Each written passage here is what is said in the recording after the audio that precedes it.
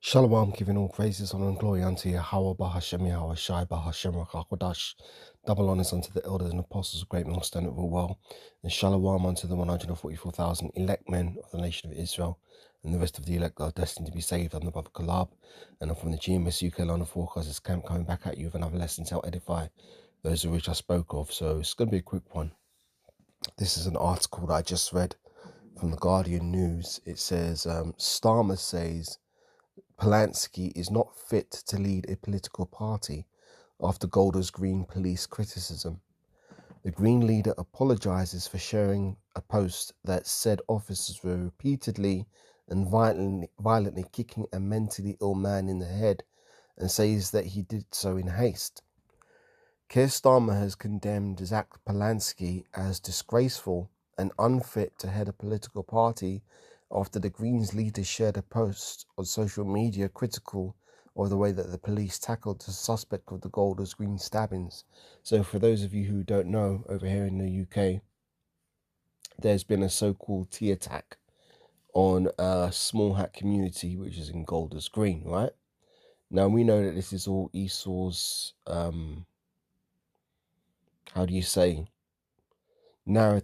controlled narrative to try and make the small hats out to be the perpetual victims, right? And this guy's come out and shared a video showing the police kicking this man who allegedly done the tea attack in the head while he was already on the ground. I believe he'd already been tased and was on the ground, and they were kicking him in the head. So this guy shared a social media post which was critical of that, and now it's like what always happens when anybody dares criticize the small hats, they get publicly shunned and basically ran out of town, to put it that way, right? So that's exactly what's happening in this case here. And this dude, Zach Polanski, had to backtrack and make apologies when in fact the video that he shared was actually showing the police misconduct. So it says the Prime Minister has said any criticism, not even critical, not even constructive criticism of the police involved in the arrest was unfair on officers having to make split-second decisions in a moment of potentially grave danger. Police were filmed detaining the suspect after two small hat people were stabbed in the northwest London suburb on Wednesday. Footage of the arrest shared on social media shows two officers appearing to kick the man on or near his head. Now, these police officers, they're not martial arts experts. They ain't throwing no roundhouse kicks to the man's head when he's on his feet. Obviously, the man was already on the ground. So if the man is already on the ground and incapacitated, what's the need to kick the man in the head, right?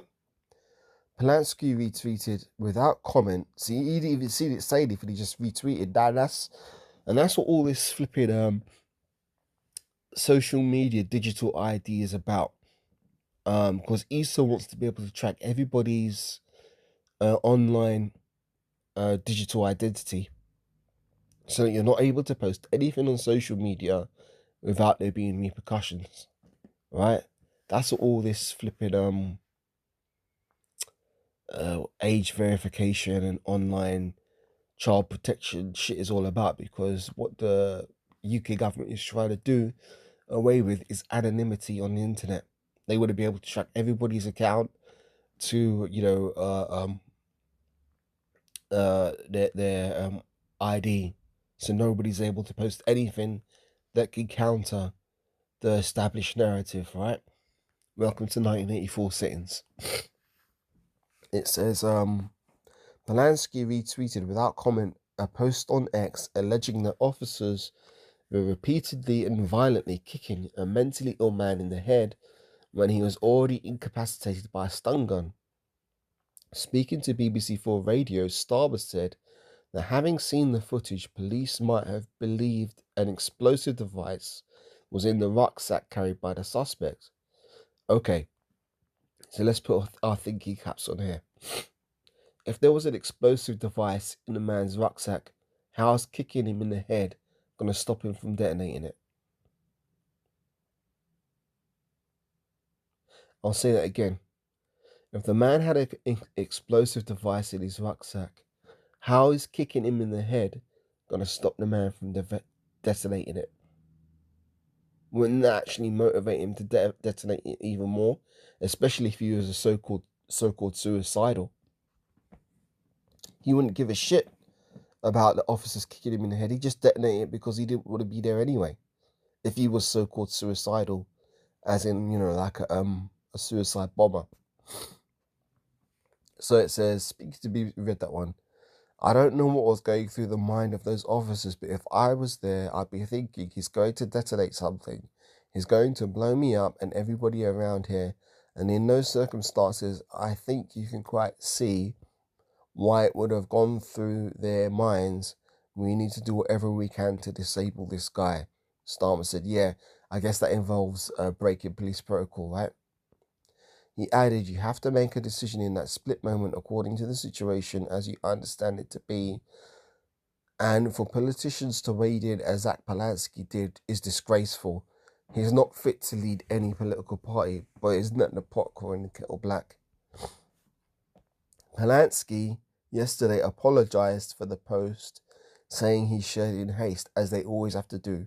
When anybody in any kind of position of, be it government, entertainment, media, whenever they dare say anything against the small hats, guess what? They get dragged across the hot coals and are forced to make public apologies and all this kind of shit to save their careers. Starmer's intervention came after the Metropolitan Police Commissioner Mark Rowley wrote a letter to Polanski describing the claim as inaccurate and misinformed commentary. He praised the officers as nothing short of extraordinary, adding, without their efforts to stop him, I dread to think of what the outcome would have been. Rowley later told the BBC that his letter was not an intervention to politics, adding, I'm simply dealing with operational policing and defending my officers because I want them to have confidence to protect Londoners. Officers need confidence in confronting these dangerous people. And if an eminent person thoughtlessly steps into that and undermines that, then I'm going to deal with that. In other interviews on Friday, Rowley said his force would need more resources to protect Jewish communities, small hat communities, and that he was concerned about the possible scale of two protest marches planned in London during May. Kemi Badenoch, the Conservative leader, said, if someone Zach Polanski loved had been stabbed, I don't think we would be worried about how the police were disarming the person. So this is bullshit, man. In Polanski's statement issued on Friday afternoon, he apologized for the post, saying, everyone in leadership has a responsibility for lowering the temperature at a time of such tension, and I apologize for sharing the tweet in haste.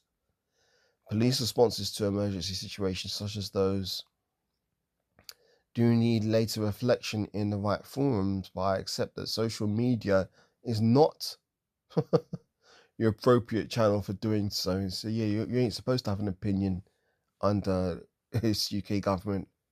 Whether it's right or wrong, the UK government don't want you having no opinions, man. I've invited Mark Rowley to meet with me to discuss the police response and the wider issues raised in his letter. He said in a separate social media post that during a campaign to visit Hastings, East Sussex, a group of protesters directed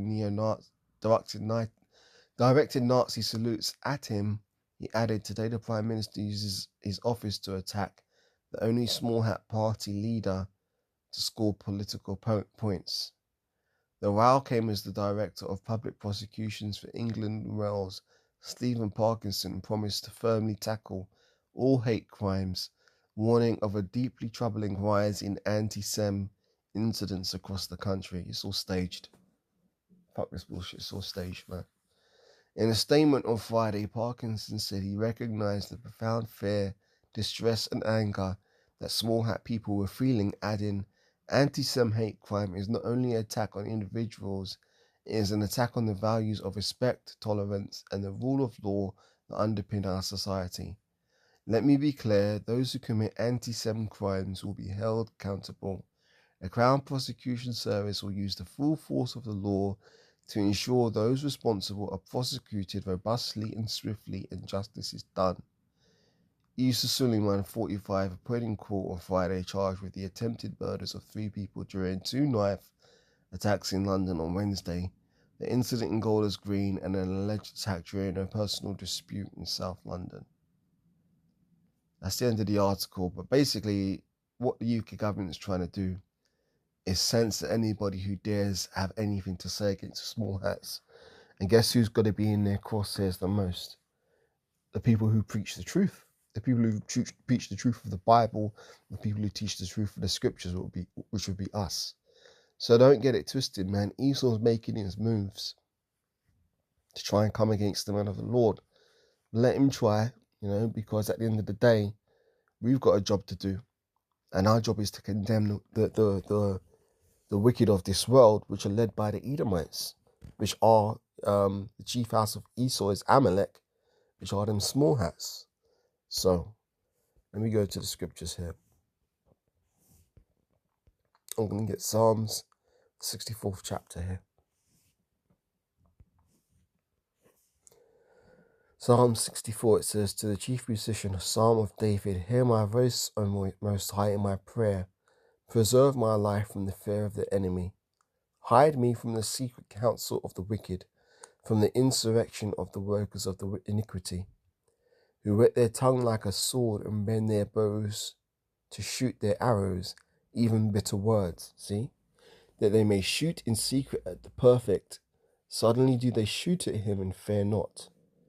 They encourage themselves in an evil matter. They commune of laying snares privily, they say, who shall see them? They search out iniquities. They accomplish a diligent search. Both the inward thought of every one of them and the heart is deep."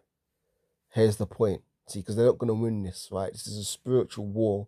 And guess what? The victory has already been given to us, the Israelites. It says, "But the Most High shall shoot at them with an arrow. Suddenly shall they be wounded.